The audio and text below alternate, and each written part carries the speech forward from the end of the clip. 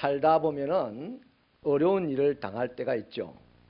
내가 그렇게 아끼고 소중하게 여겼던 사랑하는 사람들이 수없이 많은 오해들을 남기고 갑자기 떠나가는 경우도 있고, 또 내 수중에 있던 물질이 한꺼번에 다 사라질 때도 있고, 내 건강도 사라질 때가 있습니다. 이럴 때가 되면 더 이상 한 걸음도 나아갈 수 없을 것 같은 위기 상황이다 하는 것을 본인이 판단을 하게 됩니다. 이런 위기 상황에 직면하게 되면 허다한 사람들은 이런 생각을 하죠. 다른 방법이 없다. 선택의 여지가 없다. 그래서 인생이 낙담한 가운데 남은 세월을 보내곤 합니다. 하지만 신앙인에게 위기라고 하는 것은 웃기는 소리입니다. 왜 그러냐 하면 신앙인은 위기를 위험하지만 기회로 이해하기 때문입니다. 무슨 말이냐 하면요, 동일한 위기 상황이라 할지라도 대응하는 태도에 따라서 보통 사람에게는 위기가 되기도 하지만 신앙인에게는 기회가 된다는 말입니다. 우리는 하나님을 믿는 신앙인입니다. 위기가 찾아오면 은혜 받을 때인 줄로 믿으시기 바랍니다. 2019년이 은혜 받을 때인 줄로 믿으시면 아멘 하시기 바랍니다. 간단한 예를 들어 볼게요. 어떤 사람은 큰 파도가 몰려오면요, 두려움부터 느낍니다. 저 파도에 맞으면 죽는다 하는 거죠. 그러나 어떤 사람은 그 파도를 보고 신이 나서 보딩 스케이트를 가지고 바다로 달려갑니다. 그리고 멋진 장면 하나를 사진으로 찍어서 큰 돈을 벌기도 하죠. 그 윈드서퍼들이 그런 사람들입니다. 그렇기 때문에 동일한 위기 상황 가운데서 절망하고 주저앉아버리는 사람들도 있고, 아니면 그 위기를 잘 극복하고 큰 발전의 기회로 삼고 큰 명예의 기회로 삼는 사람도 있다는 것입니다. 선택은 본인의 몫입니다. 위기 앞에서 나는 발전하고 명예로운 사람이 될 것인가, 아니면 위기 앞에서 주저앉아 더없이 못난이처럼 살아가는 인생으로 전락할 것인가는 본인들이 선택해야 하는 것입니다. 그런 차원에서 우리 새벽교회 가족들은 우리 자신에게 어떤 위기가 찾아와도 그것을 축복과 발전의 기회로 삼을 수 있는 신앙생활이 되시기를 바랍니다. 그게 신앙이죠. 오늘 본문을 보면 위기 상황 가운데서 승리한 멋진 사람 다윗을 소개합니다. 다윗은 사울 왕의 핍박을 받아서 이 블레셋 땅 시글락으로 망명을 갔습니다. 그 망명 생활을 지금 잘 하고 있는데 어느 날 이 블레셋과 이스라엘의 전쟁이 일어나게 되었습니다. 그래서 블레셋의 왕 아기스는 다윗에게 이참에 네가 이 전쟁에 참여하여서 네가 나에게 충성하는 사람이라는 것을 보여주라. 그렇게 해서 전쟁터에 내보냅니다. 하지만 이 블레셋의 장수들은 골리앗을 죽였던 경험이 있는 이 다윗을 믿을 수가 없는 거죠. 그래서 함께 전쟁에 참여했다가 등을 돌리고 오히려 이스라엘의 편이 돼서 자기를 해할 수도 있다고 불평을 했습니다. 그 전쟁터에 나가서 어쩔 수 없이 나갔지만 이 사흘 만에 블레셋 장수들에 의해서 집으로 다시 돌아오게 되었죠. 그래서 시글락으로 돌아오게 되었는데 이 시글락에 돌아왔을 때에 시글락은 옛날의 시글락이 아니었습니다. 난리가 났습니다.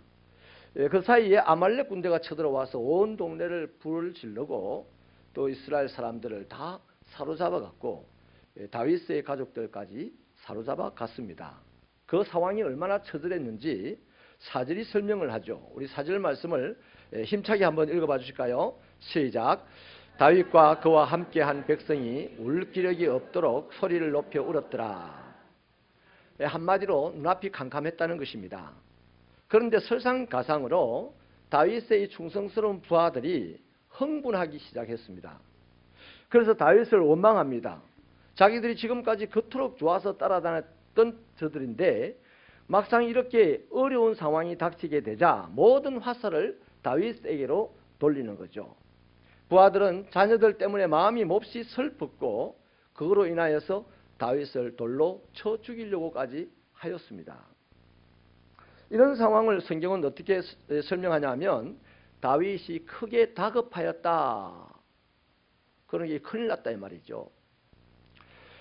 다윗 역시 자신의 재산과 가족들을 다 잃었습니다. 슬픔을 가눌 길이 없죠. 여기에다 하나 더 보태진 것이 뭡니까? 부하들의 배신이었습니다. 이제 자기를 죽이려고 덤벼든다는 것이죠. 그러나 이 상황에서 다윗이 어떻게 대처하느냐 하면 우리 6절을 읽어봐 주실래요? 힘차게 읽겠습니다. 시작. 백성들이 다윗이 크게 다급하였으나 그의 하나님 여호와를 힘입고 용기를 얻었더라. 여기서 저와 여러분은요, 위기 상황에 대처하는 신앙과 비신앙의 태도가 얼마나 다른가를 확인할 수가 있습니다. 가족과 재산을 잃는 이 위기 상황에서 다윗의 부하들은 조건 반사적으로 행동을 합니다. 반응을 보였죠. 슬퍼했습니다. 괴로워했습니다. 절망했습니다. 원망했습니다. 지도자를 비난하고 지도자를 죽이려고 돌을 던졌습니다. 아주 조건 반사를 했습니다. 그러나 반면에 다윗은 어떻게 반응합니까? 다윗도 똑같이 슬펐어요. 괴로워했어요. 눈물도 흘렸어요. 하지만 그 다음부터가 다르죠. 다윗은 그 문제를 가지고 하나님 앞에 나갔습니다. 크게 다급하였다. 그러나 그의 하나님 여호와를 힘입고, 하나님을 힘입는 사람은 하나님 앞에 가는 사람입니다. 똥개도 자기 집 앞에서 힘을 냅니다. 내가 하나님의 사람이라고 해서 하나님 곁에 가지 않고 저 하나님을 피해 멀리 있는 사람이 힘을 내는 거 봤습니까? 한 명도 없어요, 그런 사람. 아무리 어렵고 힘들고 괴로워도 하나님 가까이에 있는 사람, 그 사람은요, 가난해서 겨울에 여름 양복을 입고 다녀도요, 하나님 가까이에 있는 사람은 부끄러워하지 않아요. 그러나 아무리 부자라도 하나님 멀리 있는 사람은 자기보다 더 부자가 나타나면 부끄러워서 세상 못 사는 거예요. 하나님 가까이 가는 저와 여러분 되십시다. 그래서 그렇게 다급하였지만 여호와께 나가서 힘을 입었다. 이게 위기 상황에서의 신앙입니다. 그래서 어떻게 되었습니까? 다윗은 하나님께로부터 해결을 보았습니다. 이게 중요합니다. 믿음의 사람은 문제가 생기면 하나님께 나갑니다. 그러나 믿음이 없는 사람이거나 믿음이 미성숙한 사람은 문제가 생기면 하나님께 나가지 않고 세상으로 뛰쳐나갑니다. 그래서 혹은 낙심하고 혹은 절망하여서 결국 신앙생활을 포기한 채 망하는 것이죠.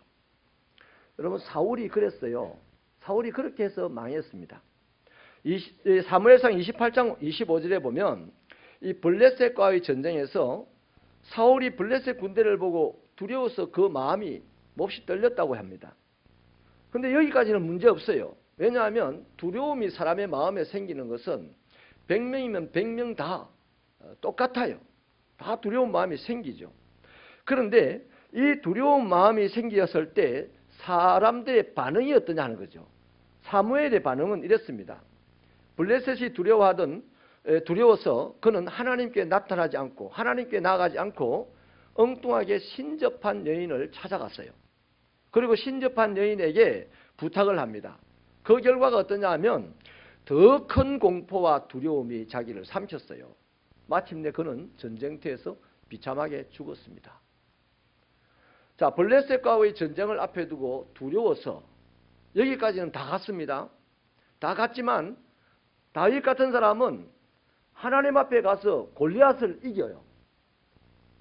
그런데 골리앗도 없는데 블레셋을 보고 두려운 이 사울은 하나님 앞에 나가지 않고 신접한 여인을 찾아갔습니다. 그리고 얻은 것이 더 큰 두려움과 공포였어요. 그리고는 전쟁터에서 비참하게 죽고 말죠. 여러분, 엄밀하게 말하면 전쟁이 나와서 났기 때문에 사울의 인생이 망한 게 아닙니다. 비참해진 것도 아니에요. 사울의 인생은 신앙이 없어서 망했고 비참해졌어요. 오늘 또 이 시대를 살아가는 그리스도인들도 신앙이 없으면 비참하게 살아갑니다. 망할 수밖에 없어요. 반드시 어떤 상황에서든지 특히 어려운 위기의 상황에서는 신앙이 있는 만큼 흥하게 되고 신앙이 있는 만큼 발전하게 되고 신앙이 있는 만큼 세상을 이기게 되는 거예요. 똑같은 블레셋과의 전쟁을 했는데 한 사람 다윗은 블레셋을 이기는 사람이 되었습니다. 이스라엘에서 제일 강하다고 했던 사울은 블레셋 앞에서 지게 되고 두려움 가운데 죽었습니다. 사울이 왜 죽었습니까? 부끄러워하며 죽었습니다. 자기를 했지 않습니까? 그런 겁니다. 사람이 망하는 것은 문제가 나타나서 망하는 게 아니에요. 사람의 눈앞을 캄캄하게 만드는 것은 현실이 아닙니다. 믿음이 없기 때문에 눈앞에 캄캄하게 하는 그것이 크게 보이는 거죠. 그래서 그것 앞에 주저앉고 비참해지고 비굴해지고 망하게 되는 것입니다. 저는 새벽교회 성도들이 이렇게 되지 않기를 바랍니다. 여러분, 제가 우리 새벽교회에 와가지고 믿음의 선배님들, 은퇴하신 장로님들에게 이 얘기를 듣기를, 그분들이 이곳에 왔을 때는 우리보다 훨씬 더 형편이 보잘것없었대요. 근데 그분들 당당하게 지켜와서 오늘의 영광을 봅니다.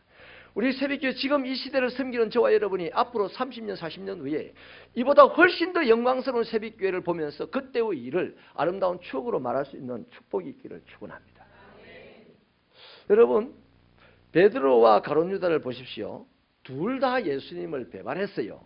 둘 다 마음이 착잡하고 힘들었습니다. 그러나 베드로는 통회하고 주님께로 돌아갑니다. 나아갑니다. 반면에 가룟 유다는 혼자서 끙끙거립니다. 그 결과 베드로는 똑같이 민망하고 죄스러워하고 부끄러워했지만 예수님 앞에 나아간 베드로는 사도가 되었어요. 그리고 예수님보다 더 큰 일을 세상에서 했습니다. 그런데 가룟 유다는 똑같이 베드로와 똑같이 잘못했어요. 그런데 똑같이 부끄러워했습니다.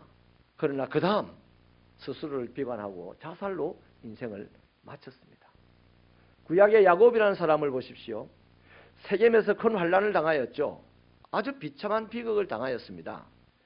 그럼에도 불구하고 베델로 올라가서 하나님 앞에 나아갔더니 하나님은 거기서 실질적으로 이스라엘이라고 이름을 불러줍니다. 그리고는 더 아름다운 인생을 살아가게 되는 것이죠. 오늘 본문의 다윗은요, 엄중한 위기 속에서 하나님을 힘입었다고 합니다. 다급하였으나 하나님을 힘입고, 그 말은 문제를 가지고 하나님께 나갔다는 얘기죠. 나갔다는 겁니다. 그래서 어떻게 되었냐면요, 7절 이하는 이 사건의 결과를 보여주는데, 다윗은 제사장에게 에봇을 가져오라 합니다. 그 제사장의 에봇 안에는 우림과 둠밈이라는 것을 넣어두고 있는데, 이스라엘이 하나님의 뜻을 구할 때 하는 행동입니다. 그래서 그 우림과 둠밈을 가지고 하나님의 뜻을 물었는데, 아말렉을 추격해도 되겠습니까? 안 되겠습니까? 물었을 때 하나님은 추격하라 그랬고, 다윗은 추격하여서 다시 아말렉에게 포차배 같은 모든 것들을 회복하여 돌아옵니다. 더 나아가서 심지어 전리품까지도 다 가지고 오게 됩니다. 그래서 결국에는 20절에 보면 부하들이 다시 다윗을 존경하는, 그래서 복종하는 사람들로 바뀌어요. 리더십을 회복을 하게 되는 거죠. 여러분, 나 같은 죄인 살리신 이 작사를 하였던 존 뉴턴이라는 이 목사님은 그리스도인에게 낙심이라는 것은 없다 이렇게 말했습니다. 그리스도인은 하나님을 믿는 사람이에요. 신앙인입니다. 오늘 우리 식으로 하면 우리 다 그리스도인이 하니까 그리스도인이라는 말은 빼십시다. 진정한 신앙이 있는 사람은 낙심하지 않습니다. 위기 앞에서 하나님 앞에 나가 힘을 입습니다. 사랑하는 여러분, 2019년이 몹시 힘들 것이라는 예단을 지금 저도 계속해서 지금 설교 시간에 말을 하고 있습니다. 그러나 우리는 하나님 앞에 나아가서 힘을 입으십시다. 남들은 다 힘들다고 할 때 우리는 승리자가 되고 성공자가 되어야 되지 않겠습니까? 그래서 우리 시편 42편 5절을 같이 읽어보실까요? 스크린으로 읽겠습니다. 시작. 내 영혼아, 내가 어찌하여 낭망하며 어찌하여 내 속에서 불안하여 하는고. 너는 하나님을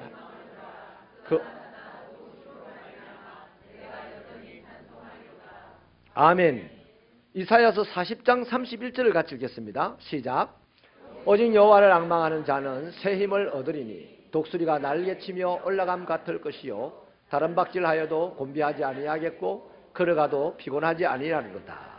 시편 50편 15절을 읽겠습니다. 시작.